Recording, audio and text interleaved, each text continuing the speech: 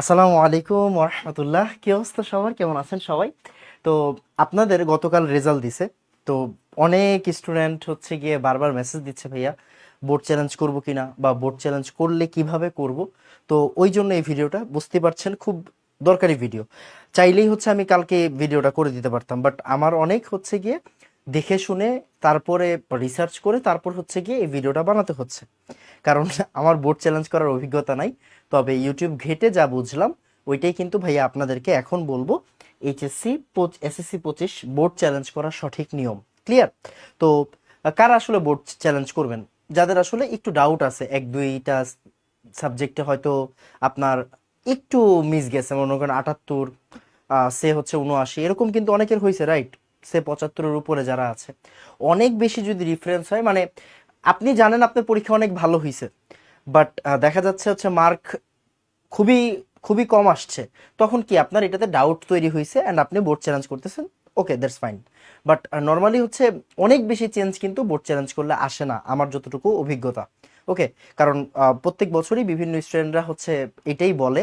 তো আমি আপনাকে সবটা বুঝাই দিব কিভাবে বোর্ড চ্যালেঞ্জ করতে হয়। দেন ভাই আপনাকে কিছু উপদেশমূলক কথাবার্তা বলবো। সো টেনশনের কোনো কারণ নাই, যা হইছে হইছে। মাথায় রাখবেন একটা জিনিস, যে আল্লাহ আপনার জন্য বেটার কিছু রাখছে বলে হয়তো এখন একটু কম দিছে। এটা আমি সব স্টুডেন্টদেরকে বলি। আপনার কাছে এখন নাই বা এখন কম আসছে, এর মানে এই না যে হচ্ছে গিয়ে রিজিক এতটুকুতে নির্ধারিত। কখনোই না। আপনি এখন কম পাইছেন মানে এইটা মানবেন যে এখন আসলে আপনি যদি বেশি পাইতেন আপনার ক্ষতি হইতো। আল্লাহ কখনোই আপনার ক্ষতি চাইবে না, আপনাকে যেইটা দিছে এইটা আপনার জন্য নেক্সটে ভালো কিছু রাখছে বলেই দিছে। এইটা জাস্ট একটু ভরসা রাখেন। আর আমি আঙ্কেল আন্টিদেরকে বলবো, একটু আমি জানি এটা খুবই টাফ মোমেন্ট, এটা খুবই টাফ মোমেন্ট আপনাদের জন্য। তবে আমরাও তো আপনাদের ছেলের বয়সী, রাইট? ছেলে মেয়ের বয়সী যারা অনলাইনে আমরা পড়াচ্ছি। তো আমাদের তরফ থেকে এতটুকু রিকোয়েস্ট আপনাদেরকে, যে মেন্টালি আসলে প্রেশার খুব, মানে খুব বেশি দিয়েন না। খারাপ হতেই পারে, খারাপ করতেই পারে, অ্যান্ড জাস্ট ওকে সাহস দেন। ও হচ্ছে ইনশাল্লাহ আগামী 3 বছর পরে এমন একটা জায়গায় দাঁড়াবে যেই জায়গায় আহ, এখন যারা ভালো রেজাল্ট করছে তারা দাঁড়াইতে পারেনি। আমি মনে হয় বুঝাইতে পারছি। তো আসেন আমরা শুরু করে দিই, ঠিক আছে? তো হচ্ছে বোর্ড চ্যালেঞ্জ করার সঠিক নিয়ম কি হবে। বোর্ড চ্যালেঞ্জ করার নিয়ম মনোযোগ দিয়ে খেয়াল করেন। সবার আগে যে জিনিসটা লাগবে সেটা হচ্ছে আবেদনের সময়সীমা। আবেদনের সময়সীমা হচ্ছে 11 তারিখ থেকে 17 তারিখ পর্যন্ত। 11 তারিখ থেকে 17 তারিখ পর্যন্ত, ক্লিয়ার? 11 তারিখ থেকে 17 তারিখ পর্যন্ত, এটা একটু ইম্পর্টেন্ট। মানে আজকে থেকে এই ভিডিওটা দেখা শেষে আপনারা কিন্তু বোর্ড চ্যালেঞ্জ করতে পারবেন। ওকে, আচ্ছা, কি লাগবে? অবশ্যই টেলিটক সিম লাগবে, এটা মাস্ট। হ্যাঁ, 015, 015, হ্যাঁ টেলিটক সিম মনে হয় 015। ওকে, আমার একটা ছিল ছোটবেলায়। তো আমাদের টাইমে এসএসসি, এই আমার টেলিটক সিমের জন্য একটা কথা মনে পড়লো। এসএসসিতে আমরা যখন জিপিএ 5 পাইছিলাম, এসএসসিতে 2015 সালে, তখন আসলে বর্ণমালা অফার টাইপের কোনো একটা অফার ছিল টেলিটক সিমের। তো ওই জন্য আসলে টেলিটক সিম কিনছিলাম। রোল নাম্বার, আপনার এসএসসি রোল নাম্বারটা লাগবে। আপনার বোর্ডের কোড যেমন Dhaka board DHA, Barishal code BAR, okay, এই কোড নাম্বার লাগবে আপনি যেই বোর্ডের পরীক্ষার্থী। সাবজেক্ট কোড লাগবে, যেমন 102, 105, 107 এরকম আছে না, সাবজেক্ট কোড লাগবে 101, 102 এরকম। ব্যালেন্স লাগবে। এই ব্যালেন্সটা কোন ব্যালেন্স রাখবে? বিকাশে, নগদে, ব্যাংকে না। এইটা রিচার্জ করে রাখবেন। মানে প্রত্যেকটা সাবজেক্টের জন্য 150 টাকা। মনে করেন আমি হচ্ছে 2 সাবজেক্টের জন্য হচ্ছে গিয়ে চ্যালেঞ্জ করব, তাহলে আমার ফোনে থাকতে হবে মিনিমাম 150, 300 টাকা, প্লাস এক্সট্রা 10-20 টাকা রাখবেন। তার মানে কত, মানে আমি চার্জটা জানি না, তো 150, 300 টাকা মাস্ট থাকতে হবে। আর সাথে থাকতে হবে হচ্ছে আপনার আরো প্রায় 20 টাকা, 20 টাকা, 40 টাকা এক্সট্রা রাখলেন মনে করেন, ঠিক আছে? সো এটা কিন্তু মোবাইলের রিচার্জে থাকতে হবে, মোবাইলের রিচার্জে থাকতে হবে। বিকাশে থাকা যাবে না, ব্যাংকে থাকা যাবে না। ব্যাপারটা বোঝা গেছে? ওকে, এটা একটু মাথায় রাখেন। তারপরে খেয়াল করেন, আপনি এসএমএস করবেন। এই প্রথম কাজটা আপনার। প্রথম কাজটা কার? প্রথম কাজটা হচ্ছে আপনার। এই প্রথম কাজ হচ্ছে আপনার, প্রথম কাজ আপনার। আপনি কি করবেন?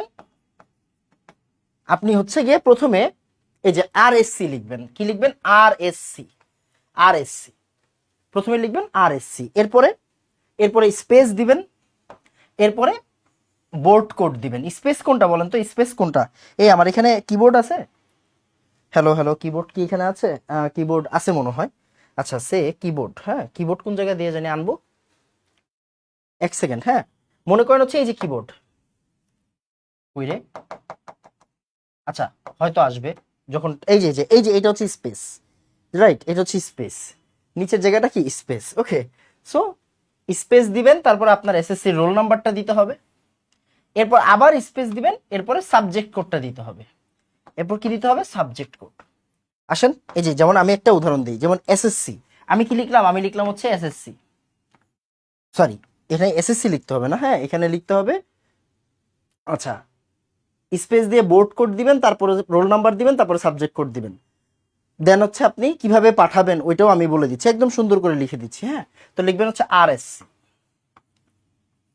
তারপরে স্পেস দিবেন বোর্ড কোড, বোর্ড কোড মনে হচ্ছে সে ঢাকা বোর্ড, DHA, তারপর স্পেস, এই যে স্পেস কিন্তু এটা রোল নাম্বার, আপনার রোল নাম্বার মনে করেন 1 2 3 4 5 6, এটা আপনার রোল নাম্বার, তারপর স্পেস দিয়ে সাবজেক্ট কোড দিবেন। মনে করেন আমি বাংলা পরীক্ষা, মানে আমি মনে করেন ম্যাথের জন্য, ম্যাথে আমি কম পাইছি, ম্যাথে আমি 2 নাম্বার কম পাইছি, সো ম্যাথের জন্য আমি দিব, তখন আমরা এখানে কি লিখবো, সে 109 লিখবো। মনে করেন কেউ একজন ম্যাথের সাথে বাংলা ফার্স্ট পেপার দিবে, মানে বাংলা দিবে আর কি, বাংলা কিন্তু আপনাদের দুইটা, একটা হচ্ছে ব্যাকরণ আর একটা হচ্ছে সাহিত্য, তাই না, মানে কবিতা গদ্য পদ্য, দুইটার জন্য কিন্তু 150-150 টাকা, বারবার করে বলতেছি, বাংলা মানে কিন্তু একটা পরীক্ষা না, বাংলা মানে দুইটা পরীক্ষা, এটা একটু মাথায় রেখেন। তাহলে বাংলা 100, মনে করেন আমি 101 এর জন্য দিব, ক্লিয়ার কিনা, যদি দুইটা দিই এরকম, আর যদি একটা দিই তাহলে এরকম, এই যে এটা লিখবো, এটা লিখে পাঠাবো, এই কাজটা কার, এই কাজটা হচ্ছে আমার কাজ, এই কাজটা কার কাজ, এই কাজটা হচ্ছে আমার কাজ, আমি প্রথমে এটা করব, এন্ড পাঠাবো কোন নাম্বারে, 16222 এই নাম্বারে, 16222 এই নাম্বারে, ক্লিয়ার কিনা, ওকে। তারপর এরপরে কাজটা হচ্ছে গিয়ে মনোযোগ দিয়ে খেয়াল করেন, এরপরে কাজটা হচ্ছে তারা করবে, আপনার কাজ না, তারা আপনাকে একটা কনফার্মেশন মেসেজ দিবে, কি করবে, কনফার্মেশন একটা মেসেজ দিবে, ওকে। তাদের মেসেজে কি থাকবে, টোটাল টাকা কয়টা, আপনি যেমন এই যে মনে করেন 100 কি বলে এটাকে, 109 দিলেন, 102 দিলেন বা 109 দিলেন, তারা আপনাকে টাকা, পিন এবং শিক্ষার্থীর নাম দিয়ে দিবে, কিরকম, মনে করেন এই যে হাসানের নাম দিল, পিন নাম্বার দিয়ে দিল, আর টাকা কত টাকা কাটবে, মনে করেন যে আমি যদি 2 সাবজেক্ট দিই তাহলে 300 টাকা, যদি আমি 1 সাবজেক্ট দিই তাহলে 150 টাকা, এরকম, এত will be charged as application fee for subject code. এটা কিন্তু তারা পাঠাবে এই মেসেজটা কিরকম হবে, এই যে এখানে লেখা আছে, সো আপনার প্যারা নাই, আপনি কি করবেন, এইটা জরুরি, আপনি কি করবেন, এই যে আপনি করবেন ওই যে তারা যে টাকার মেসেজটা দিল, টাকাটা কিন্তু আপনার অ্যাকাউন্টে থাকতে হবে, এটা মাথায় রেখেন, মানে ওই যে রিচার্জে, মানে মেইন, মানে ফোন সিম নাম্বারে টাকাটা থাকতে হবে। তারপরে কি লিখবেন, এই যে আপনি যদি পেমেন্ট দিতে চান, মানে আপনি যদি শিওর হন যে আমি বোর্ডে চ্যালেঞ্জ করবো, এরপরে কি করব, এই যে লিখবো হচ্ছে আরএসসি স্পেস ইয়েস, মানে আমি আগ্রহী, দেন পিন নাম্বারটা দিবেন, কোন পিন নাম্বার দিবেন, ওই যে তারা যেটা পাঠাইছে, এই যে তারা কিন্তু এখানে পাঠাই দিবে, এই যে পিন, এই যে তারা কিন্তু পিন দিয়ে দিবে, হ্যাঁ তারা পিন দিয়ে দিবে, পিন দিবেন, তারপরে আমার ফোন নাম্বারটাও দিয়ে দিবেন, এই ফোন নাম্বারটা যে কোনো ফোন নাম্বার হইতে পারে, এই ফোন নাম্বারটা আপনার বা আপনার বাবা মার ফোন নাম্বার হইতে পারে, সমস্যা নেই, যেমন এখানে আপনি দিয়ে দিলেন, যে মেসেজে যদি পিন থাকে যে 713521 এরকম একটা নাম্বার, আপনি কি লিখবেন, আরএসসি স্পেস দিবেন ইয়েস, আমি একটু লিখে দেখাই, হ্যাঁ আপনি কি লিখবেন, আরএসসি স্পেস দিলেন, মানে একটু খালি স্পেস, তারপরে লিখলেন ইয়েস, তারপরে এই যে আপনার কোড পিন নাম্বারটা 71, এখানে যেটা লেখা আছে 3521, এরপর আবার স্পেস দিবেন, তারপরে কি দিবেন, তারপরে লিখবেন হচ্ছে আপনার নাম্বারটা, মনে করেন 017 ব্লা ব্লা ব্লা ব্লা ব্লা, এটা নাম্বার, এই নাম্বারটা কিন্তু টেলিটক নাম্বার হইতে হবে না, ব্যাপারটা এরকম না, টেলিটক দিয়ে আবেদন করতে হবে, এখন আপনার টেলিটক নাই, আপনি দোকান থেকে করেন, আপনার টেলিটক নেই, আপনি বাসা থেকে, মানে আপনার যদি কোনো হচ্ছে বড় ভাইয়ের থাকে বা আঙ্কেলের থাকে, তার নাম্বার দিয়ে করেন, আর যেটা আপনি ইউজ করেন ওই নাম্বারটা এখানে দিবেন, ওকে। এরপরে আপনার কাজ শেষ, মাথায় রাখবেন, এতটুকু করার পরে আপনার কাজ শেষ, তারা ফাইনালি একটা মেসেজ দিবে, যখন টাকাটা কাইটা নিয়ে যাবে, তারা যখন টাকাটা কাইটা নিয়ে যাবে, তখন তারা ফাইনালি একটা মেসেজ দিবে, ওকে।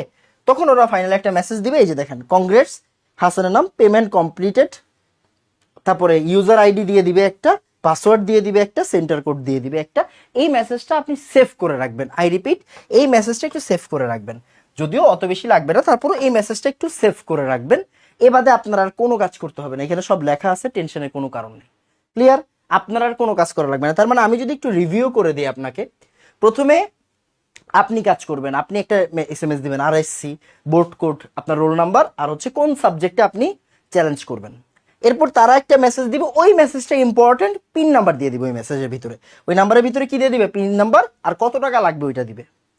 আপনি কি করবেন, এরপরে তাদের ওই পিন নাম্বারটা নিয়ে 3 নাম্বার কাজ হচ্ছে আপনার, এই যে আপনি আরএসসি লিখবেন, ইয়েস লিখবেন, আপনি পেমেন্ট করতে চান, এটা তারপর এটা।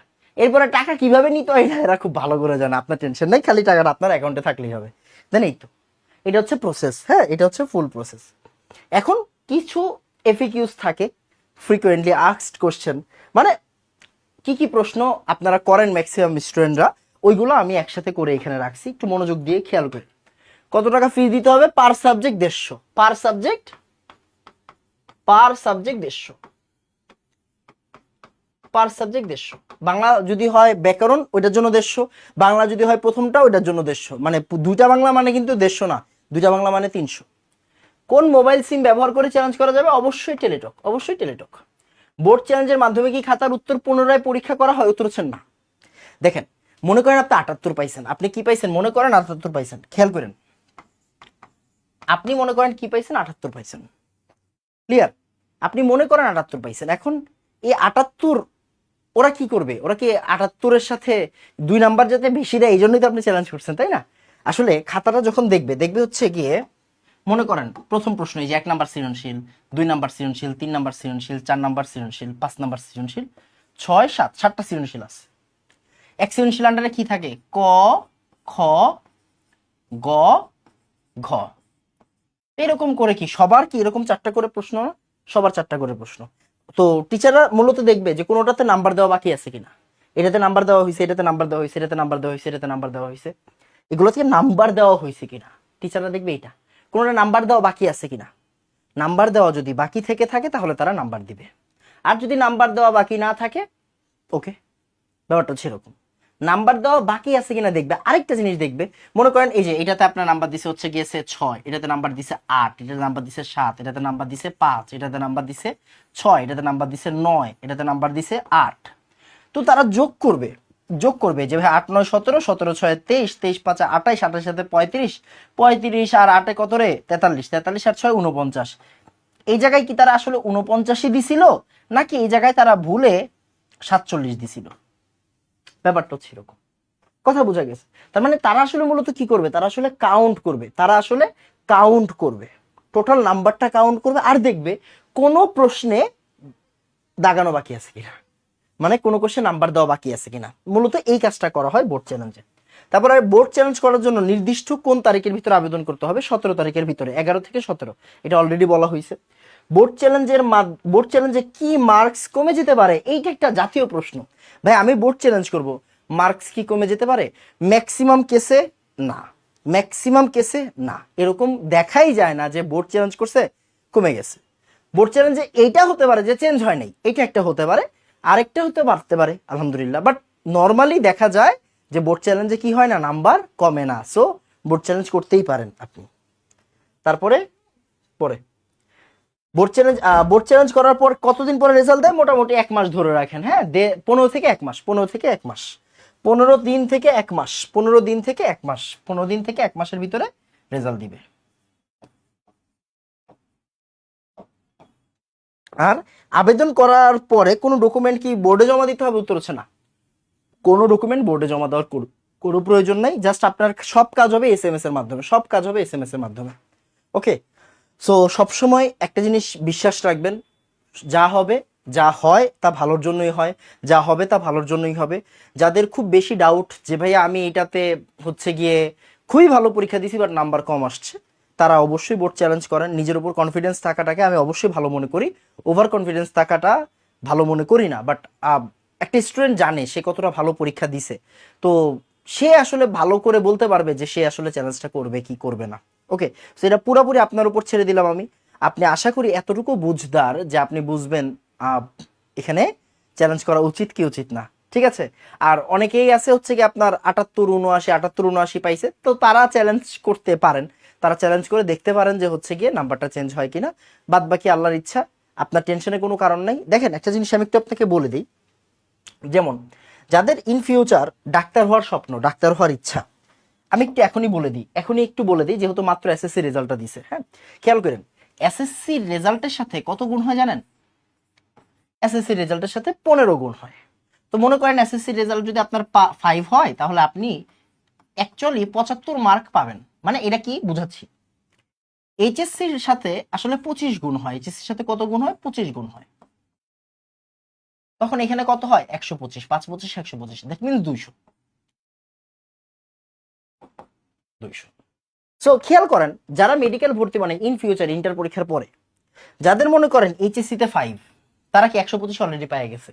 যারা এই এসএসসি তে 5, তারা 75 পাইছে। যারা এসএসসি তে 5 এর কম, মানে মাত্র আপনারা, তারা 75 থেকে একটু কম পাবে। দ্যাট মিনস আপনার এই নাম্বারটা একটু কমে যাবে। আর বাদ বাকি মেইন পরীক্ষা কয় নাম্বারের হবে? মেইন পরীক্ষা হবে কিন্তু 100 নাম্বারের। মানে মেইন এক্সাম কয় নাম্বারের হয়? 100 নাম্বারের। 100 নাম্বারের মানে 100টা এমসিকিউ থাকে। 100টা এমসিকিউ তে 100 নাম্বার। ক্লিয়ার কিনা? এখন আমি আপনাকে কি বলতে চাচ্ছি, আমি আপনাকে বলতে চাচ্ছি যে এই আপনি এইচএসসি এখন ভালো করে দেন, যা হইছে হইছে। এইচএসসি ভালো করে দেন, ফুল নাম্বার এখানে পান। দেন কি হবে? দেন পরেরটা পরে, মানে এসএসসি আর এইচএসসির সাথে গুণ হয়, বুঝছেন? ঢাকা ভার্সিটিতে পরীক্ষা দেওয়ার জন্য, মেডিকেল বা হচ্ছে গিয়ে বুয়েটের জন্য। আমি আপাতত বেশি ব্যাখ্যায় যাচ্ছি না, কারণ কি, কারণ আপনার মাত্র রেজাল্ট দিছে, আপনার হয়তো মন ভালো, হয়তো মন ভালো না, যেটাই হোক, মানে 5 পাওয়া উচিত ছিল, হয়তো হয় নাই, পান নাই, কোনো সমস্যা নাই। ইনশাল্লাহ সামনে ভালো কিছু হবে, এতটুকু ভরসা রেখে পড়ালেখা শুরু করে দেন। আর অবশ্যই অবশ্যই কেমিস্ট্রির জন্য আপনার টেনশন করার কোনো, এইচএসসি কেমিস্ট্রির জন্য, হ্যাঁ আই রিপিট, এইচএসসি কেমিস্ট্রির জন্য আপনার টেনশন করার কোনো কারণ নাই।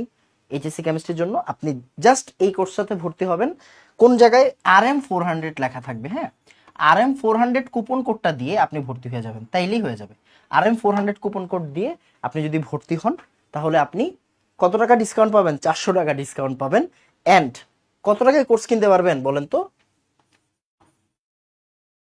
2100 টাকায় কোর্সটা কিনতে পারবেন। RM400 কোডটা ইউজ করলে 2100 টাকায় আপনি এই কোর্সটা কিনতে পারবেন। HSC chemistry first paper, chemistry কিন্তু এখন 2টা করে paper, first paper second paper. আপনাদের জাস্ট একটা বই ছিল 9-10-এ, এখন কিন্তু 2টা বই। সো একটা বইয়ের জন্য আপনি কি করবেন? RM400 কোডটা ইউজ করে জাস্ট উপরে ক্যাপশনে দেওয়া লিঙ্কটা চাপ দিলে বা পিন কমেন্টে থাকা লিঙ্কটা চাপ দিলে আপনি এখানে থেকে ভর্তি হয়ে যেতে পারবেন। তো আপনি ভর্তি হবেন কিনা এটা পুরোটা আপনার ডিসিশন। জাস্ট সাহস রাখেন ভিতরে, ইনশাল্লাহ ভালো কিছু হবে। আসসালামু আলাইকুম ওয়া রাহমাতুল্লাহ। ধন্যবাদ সবাইকে।